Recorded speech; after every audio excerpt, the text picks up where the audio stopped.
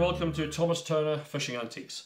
Today we're going to have a look at a few of Farlow's very interesting reels in the spinning reel and fly reel department.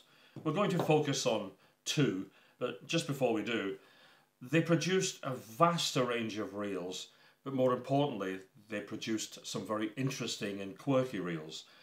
Things other manufacturers wouldn't dare chance making, like the Mystic spinning reel with internal check mechanisms. It's like a watch inside. It's beautiful, very rare, very specific to the drum casting department.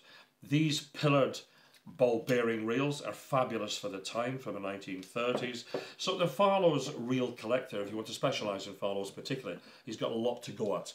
They have, of course, got the famous patent lever, which comes in a couple of styles. The early ones having this sort of coin slot drag on it with the serrated edges, and the later ones having what we normally term as the half coin type check adjusters. Each of them carry the maker's names, addresses over the top, each of them individually numbered, and they come in a mixture of brass and aluminium, and sometimes a combination of both. Great value for money. Currently, they've got to go up in the future. So if you want to buy something relatively budget in the collecting terms in the £100 to £200 bracket, these are great value for money. But on the more specialised Farlow's items, two have come to my mind today particularly. One of them is the Pelican tournament casting reel. Really rare.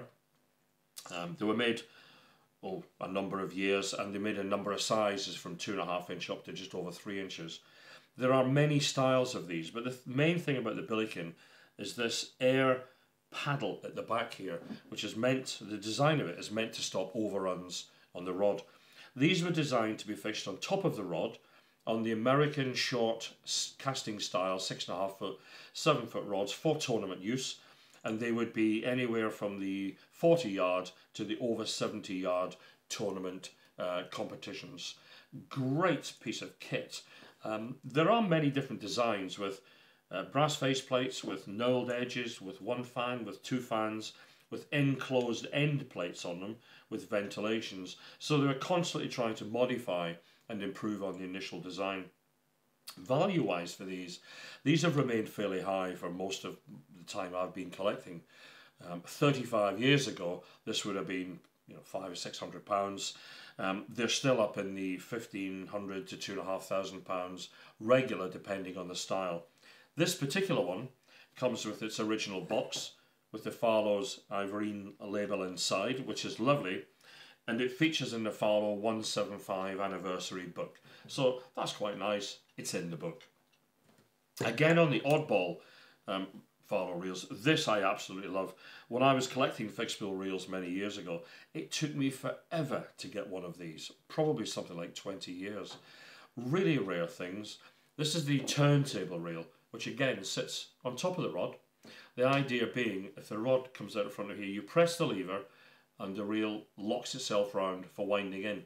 So you cast forward, and it has a tournament style tapered spool, so the line comes off very easy. And to wind back in again, you press the lever, it clicks back round, and you wind in. Fabulous piece of kit. Beautifully made. They come in 2 or 3 different designs. This one is in super condition, fully working. And again, it's in the book. So for the people who want something a little bit different, you might be fed up collecting a row of Hardy Perfects, which are all sort of dark lead and all the same. These, I think, are great future collectibles. Most of them are very rare. Most of them are obtainable at reasonable money at the moment.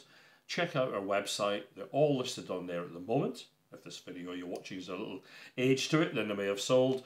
They're fascinating reels to make any collection massive improvement. Great. Catch you later.